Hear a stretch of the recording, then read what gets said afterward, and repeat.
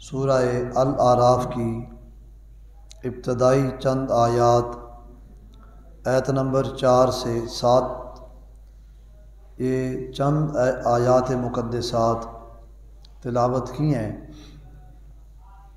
ان آیات میں ہم سے پہلے آنے والے لوگ ان کی بدعمالیاں اور ان کے تباہ ہونے کے واقعات بیان کیے گئے۔ آیت نمبر 6 کے اندر اللہ کریم فرماتا ہے ہم سوال کریں گے انبیاء سے بھی اور ان کی قوموں سے بھی، اور اللہ کریم فرماتا ہے پھر ہم ضرور بتا دیں گے جس نے جو کچھ کیا ہے۔ اب اس جہان میں رہنے والا ہر انسان خواہ جتنی بھی زندگی گزارے، کل قیامت کے دن اس سے بھی سوال ہوگا، اور پھر جواباً جو یہ بندہ کہے گا اس کے بعد جو اس نے کمی بیشی کی ہوگی وہ اللہ خود بتائے گا۔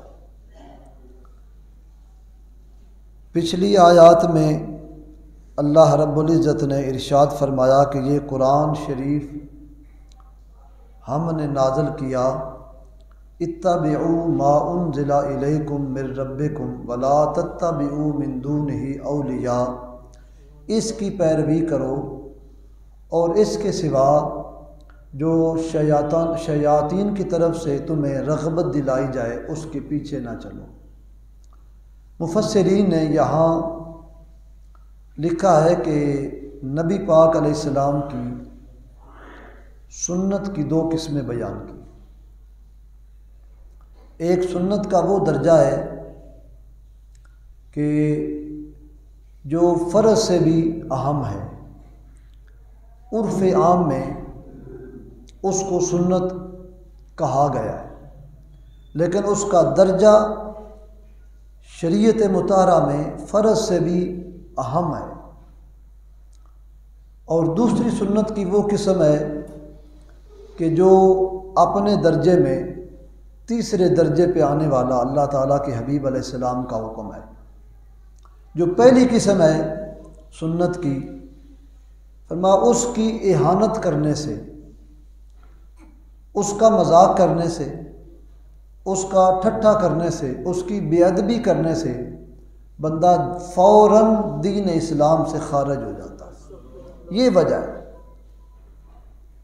امام شافعی علیہ رحمہ نے بالخصوص اس پہ زور دیا کہ وہ سنت کا وہ درجہ کہ جس کے ساتھ بدتمیزی، اہانت، گستاخی کرنے سے قیامت تک وہ سرکار کی سنتیں جہان بھر میں رہیں گی، اور جو ان سنتوں کا مذاق اڑائے، استہزاء کرے، وہ پھر اسلام سے نکل جاتا ہے۔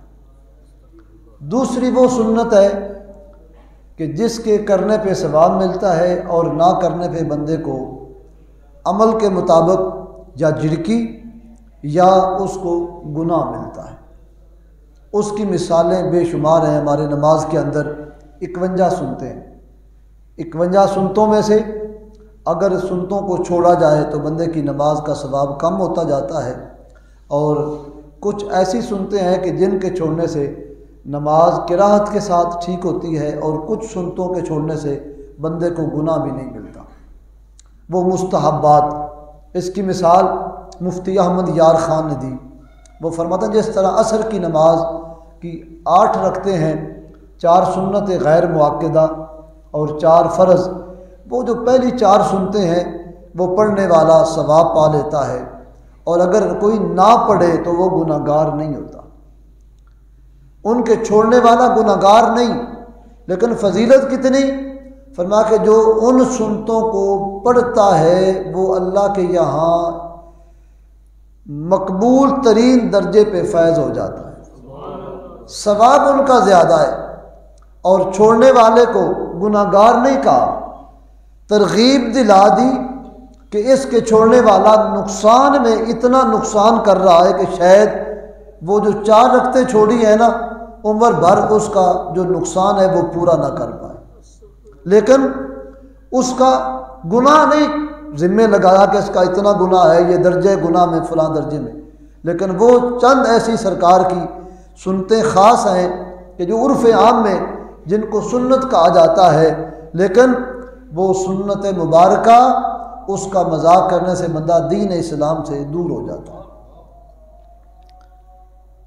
پھر فرمایا کہ جس طرح قرآن شریف نازل ہوا اس کے احکام پر عمل کرنا ضروری ہے۔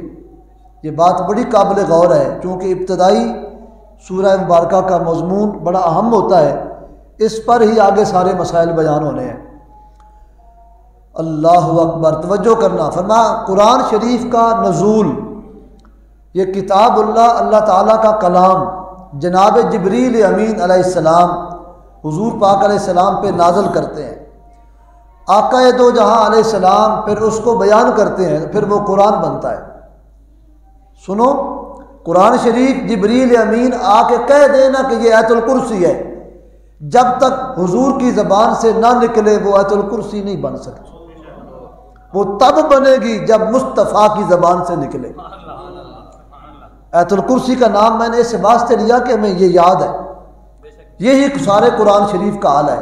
اب سنو، فرمایا اللہ تعالیٰ کے حبیب علیہ السلام جب اپنی مرضی سے قرآن شریف کی تشریح کرتے ہیں، آقا دو جہاں جس کو ہم احادیث مبارکہ کہتے ہیں، سنت کا درجہ جس کو کہتے ہیں، فرمایا وہ بھی حضور اپنی مرضی سے نہیں، وہ رب تعالیٰ کی طرف سے القاء ہوتا ہے اور مصطفیٰ اس القاء کو ظاہر کر دیتے ہیں۔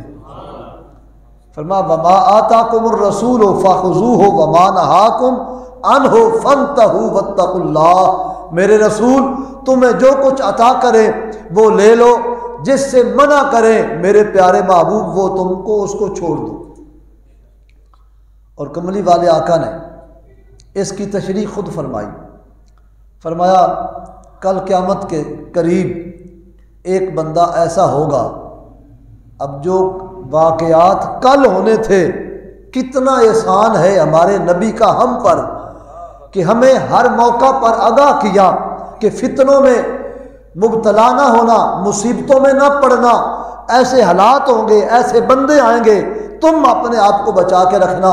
اگر کملی والے آقا نے نہ بتایا ہوتا تو ہو سکتا ہے کہ اس کھاتے ہم بھی ہو جاتے، لیکن شکر ہے سرکار پاک آپ کا کہ آپ نے رہنمائی کی، دستگیری فرمائی۔ حضور فرماتے ہیں قیامت کے قریب ایک بندہ ایسا آئے گا اور وہ قرآن شریف کو پڑھے گا اور دعویٰ کرے گا کہ میں قرآن کا عالم ہوں، میں قرآن جانتا ہوں، اور صرف قرآن ہی ٹھیک ہے، قرآن کے سوا کسی بات پہ اعتماد نہیں۔ وہ دعویٰ قرآنی کر کے اور یہ بات بھی کہہ اٹھے گا کہ قرآن میں جو چیزیں حلال ہیں وہ تمہارے لیے حلال ہیں، جو قرآن میں حرام ہے بس وہی حرام ہے، اور کوئی چیز حرام نہیں ہوگی، بس قرآن کی حرام کردہ کو مان لو، قرآن کی حلال کردہ کو مان لو۔ تو مصطفیٰ کریم علیہ السلام نے فرمایا وہ بندوں کو گمراہ کرتا رہے گا، قرآن میں تھوڑی چیزیں حلال ہیں، تھوڑی حرام ہے۔ فرمایا مجھے اللہ نے یہ اختیار دیا، میں نے گدھے کے گوشت کو بھی حرام کیا ہے۔